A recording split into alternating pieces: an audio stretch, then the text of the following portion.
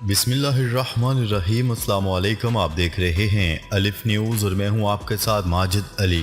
شامل کرتے ہیں آج کی ہیڈ لائنز۔ روس کا بڑا حملہ، یوکرین کا فوجی بیڑا اور امریکی ہتھیاروں کا گودام تباہ کر دیا۔ امریکہ کی 3 ممالک کو $2 ارب کا اسلحہ فروخت کرنے کی منظوری۔ بھارتی وزیر دفاع کا کشمیر سے متعلق بیان، پاکستان کی شدید مذمت۔ اسرائیلی فورسز کے مغربی کنارے میں متعدد مقامات پر رات گئے حملے۔ ایران سے جوہری معاہدہ اب بھی ممکن ہے، فرانسیسی صدر۔ مونسون کا طاقتور سپیل، کراچی پھر ڈوب گیا۔ یہ نہیں ہو سکتا، 3 ججز ملکی تقدیر کا فیصلہ کریں، اس بینچ سے انصاف کی امید نہیں۔ حکومت نے عدالت کے خلاف بڑا محاذ کھول دیا۔ انٹر بینک میں ڈالر ملکی تاریخ کی بلند ترین سطح $230 پر پہنچ گیا۔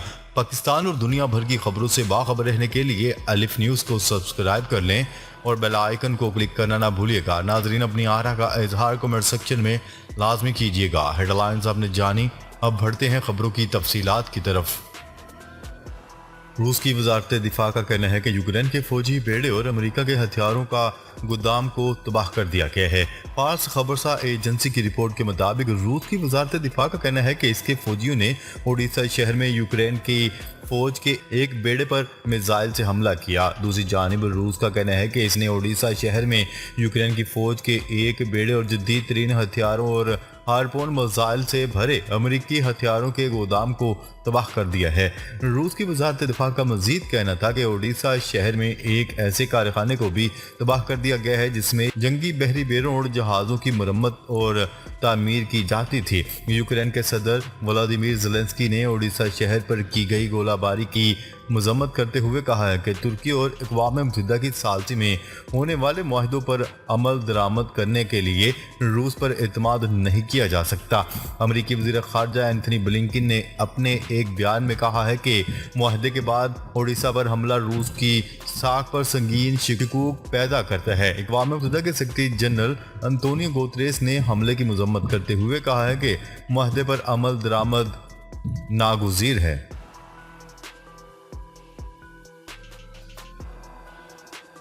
خبر کے اگلے حصے میں بات کرتے ہیں۔ امریکی محکمہ خارجہ نے $2 ارب سے زائد مالیت کے ہتھیاروں اور فوجی سازوسامان کی فروخت کی منظوری دے دی۔ میڈیا رپورٹس کے مطابق اس فوجی سامان میں نیدرلینڈ کے لیے 96 پیٹریاٹ بیلسٹک میزائل اور دیگر سامان، آسٹریلیا کے لیے کروز میزائل اور متحدہ عرب امارات کے لیے سمندری حدود کی نگرانی کرنے والے آلات شامل ہیں۔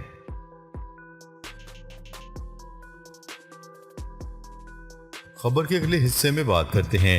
پاکستان نے بھارتی وزیر دفاع راج ناتھ سنگھ کے بھارت کے زیر انتظام کشمیر کے حوالے سے بیان کو مسترد کرتے ہوئے اس کی شدید مذمت کی ہے۔ اتوار کو پاکستان کے دفتر خارجہ کی جانب سے ہونے والے بیان میں کہا گیا ہے کہ پاکستان جموں میں ایک حالیہ تقریب میں بھارتی وزیر دفاع کے غیر ضروری اور مکمل طور پر ناقابل قبول تبصروں کو مکمل طور پر مسترد کرتا ہے اور اس کی شدید مذمت کرتا ہے۔ بھارتی وزیر دفاع نے اپنے بیان میں تنازعہ جموں و کشمیر کے حوالے سے تاریخی حقائق کو توڑ مروڑ کر پیش کیا، بے بنیاد الزامات لگائے اور پاکستان کو دھمکیاں دی۔ واضح رہے کہ گزشتہ روز بھارتی وزیر دفاع راج ناتھ سنگھ نے جموں میں ایک تقریب کے دوران پاکستان کے زیر انتظام کشمیر کو انڈیا کا حصہ قرار دیا۔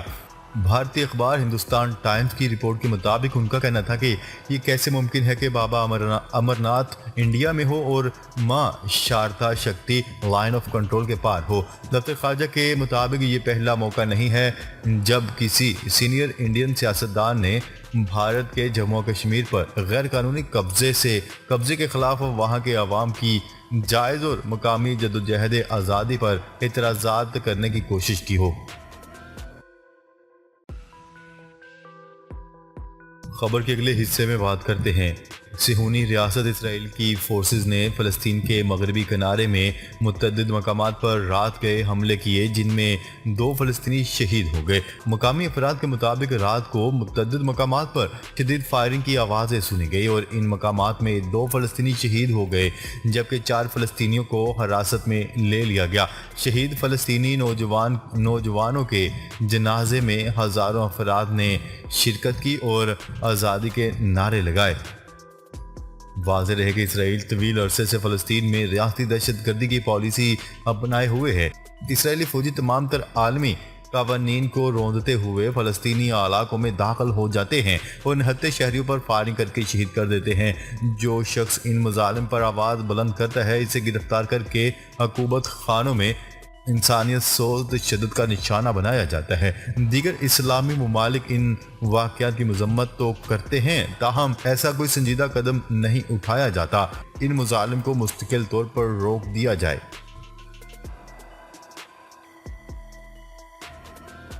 خبر کے اگلے حصے میں بات کرتے ہیں۔ فرانسیسی صدر ایمانوئل میکرون نے اپنے ایرانی منصب ابراہیم الرئیسی سے کہا ہے کہ ایران کے جوہری پروگرام پر 2015 کے معاہدے کو بحال کرنا اب بھی ممکن ہے بشرطیہ یہ جلد از جلد کیا جائے۔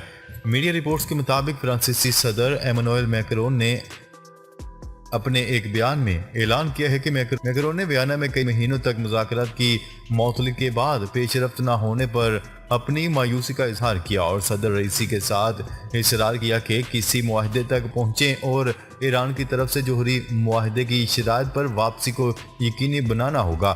ایک اور سیاق و سباق میں میکرون نے 4 فرانسیسی شہریوں کی رہائی پر زور دیا جن کے بارے میں ان کا کہنا تھا کہ انہیں ایران میں منمانی طور پر حراست میں لیا گیا ہے۔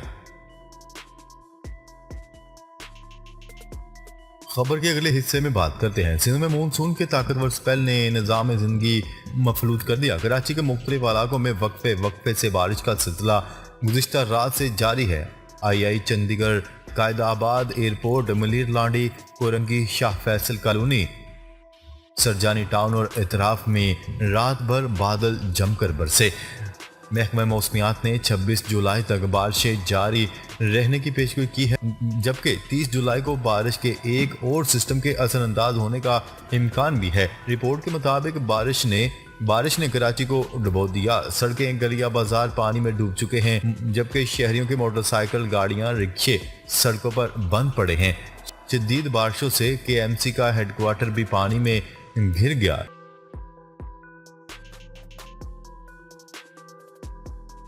خبر کے اگلے حصے میں بات کرتے ہیں۔ حکمران اتحاد کے رہنماؤں نے وزیر اعلیٰ پنجاب کیس میں فل کورٹ بنانے کا مطالبہ کرتے ہوئے کہا ہے کہ یہ نہیں ہو سکتا کہ 3 ججز ملک کی تقدیر کا فیصلہ کریں۔ حکمران اتحاد کے رہنماؤں نے اسلام آباد میں پریس کانفرنس کرتے ہوئے وزیر اعلیٰ پنجاب کیس میں فل کورٹ بنانے کا مطالبہ کیا۔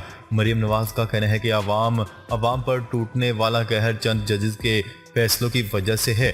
عمران نیازی کو کھلی آزادی پہلے بھی تھی اور آج بھی ہے۔ جسٹس کھوسا نے عمران خان کو کہا سڑکوں پر کیوں پھرتے ہو، پٹیشن ہمارے پاس لاؤ، ہمارے خلاف مقدمے میں مانیٹرنگ جج ہر مقدمے میں لگا ہوا ہے، بینچ فکسنگ پر بھی سو موٹو ہونا چاہیے۔ نائب صدر نون لیگ مریم نواز کا کہنا ہے کہ اداروں کی توہین اداروں کے اندر سے ہی ہوتی ہے۔ جب پٹیشن آتی ہے پہلے سے علم ہوتا ہے کہ بینچ کون سا ہوتا ہے۔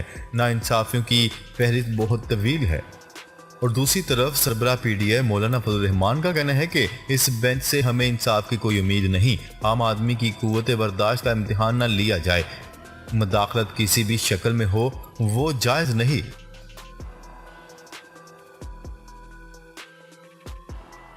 خبر کے اگلے حصے میں بات کرتے ہیں۔ انٹر بینک میں ڈالر کی قدر میں اضافے کا سلسلہ جاری ہے اور ڈالر ملکی تاریخ کی بلند ترین سطح پر برقرار ہے۔ انٹر بینک میں گزشتہ ہفتے بھی ڈالر ملکی تاریخ کی بلند ترین سطح پر برقرار رہا اور کاروبار کے اختتام پر ڈالر 228.37 روپے پر بند ہوا۔ پیر کے روز کاروباری ہفتے کے آغاز پر ایک بار پھر انٹر بینک میں ڈالر کی قدر میں اضافہ دیکھا جا رہا ہے اور ڈالر کی قدر میں اب تک 1.67 روپے کا اضافہ ہوا ہے۔ انٹر بینک میں اس وقت ڈالر ملکی تاریخ کی بلند ترین سطح پر 230 روپے پر ٹریڈ کر رہا ہے۔ ناظرین اب تک کے لیے اتنا ہی۔ مزید خبریں لے کر بہت جلد آپ کی خدمت میں حاضر ہوں گے۔ تب تک کے لیے اپنا خیال رکھیے گا۔ اللہ نگہبان۔